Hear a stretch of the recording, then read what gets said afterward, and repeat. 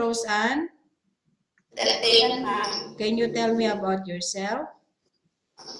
Ma'am, I'm Roseanne Labino, ma'am, 25 years old, and I'm married. And we have one son who's 3 years old, ma'am.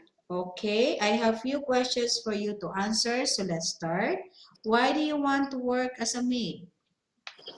Ma'am, I want to work as a maid because I want to earn money for the future of my son, ma'am. Okay, and why you choose Malaysia when there's a lot of other country? Because Malaysia, ma'am, is near in the Philippines and a beautiful place, ma'am. Okay, how are you qualified for this job?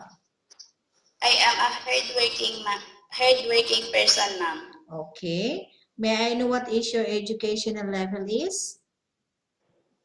Graduate, ma'am. Okay, what is your recent experience? Sales lady, ma'am, and a housemaid, ma'am. Okay, have you worked abroad before? No, ma'am. Do you have experience of taking care of baby or elderly? Yes, ma'am. So My you have... own son, ma'am. Okay, and how about elderly people? No, ma'am. Okay, are you also willing to take care of an elderly? Yes, ma'am. Okay, do you have any other special skills?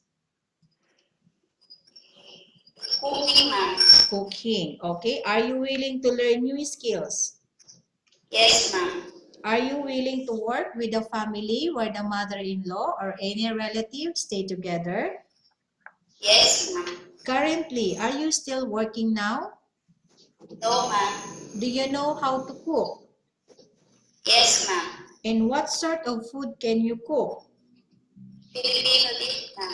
Okay, can you give me example of Philippine food? Adobo, sinigang, and pinakbet, ma'am. Okay, are you aware that you will have to do washing, cleaning, ironing, and cooking? Yes, ma'am. Okay, from all the house chores, which do you like most? Cleaning the house, ma'am. Okay, if ever you were selected to work in Malaysia, who will take care of your son? My husband, ma'am. Okay, you are not allowed to use handphone during working hours. Yes or no? Yes, ma'am. You are only allowed to use handphone after you finish all the works and when going to bed. Yes, ma'am. You are strictly needed to surrender the handphone to your employer in the morning, and your employer will return back to you once you're going to bed. Yes, ma'am. If ever your employer finds out that you're abusing your handphone and it's affected your work performance, your employer will confiscate your handphone and you are not allowed to hold it anymore. Instead, your employer will allow you to call to your family 3 times in a month.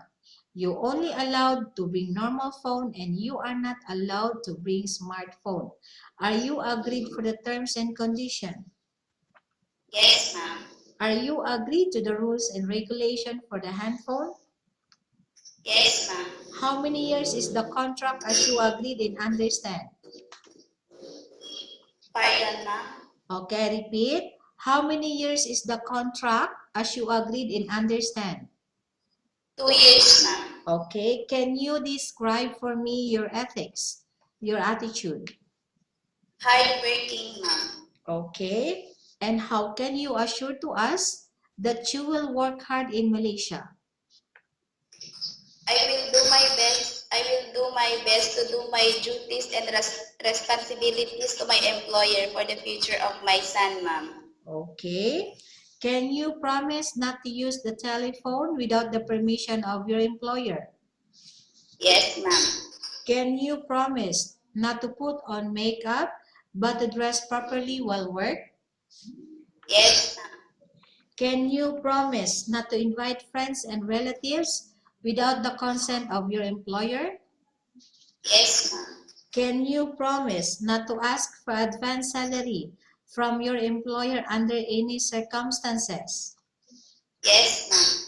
Do you really understand of the rules and regulations of the agency? Yes, ma'am.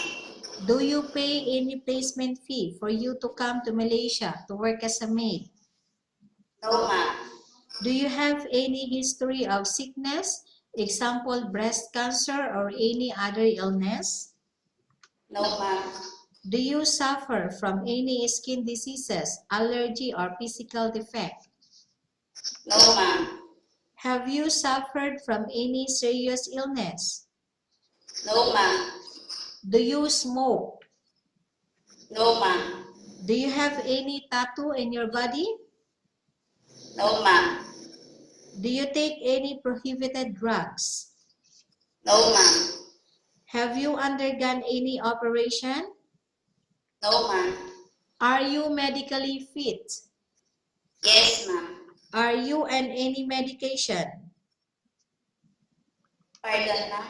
Okay, I repeat. Are you on any medication? No, ma'am. Are you allergic with any food? No, ma'am. Are you prepared to work for the employer of any race? Yes, ma'am. Are you prepared to eat the type of food taken by your employer? Yes, ma'am. Are you afraid of being left alone in the house? No, ma'am.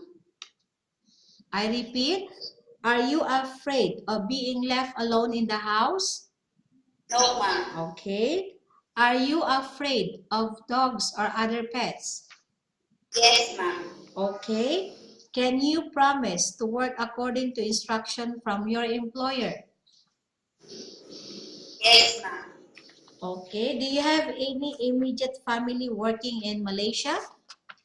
No, ma'am. Okay, Roseanne. We have finished our question section. Let's go to case study. I have a case study for you and I want you to answer me truthfully. Okay? Okay, number 1.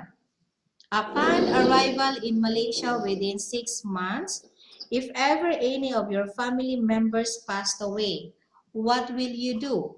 Will you continue to work till finish your contract or you will go back?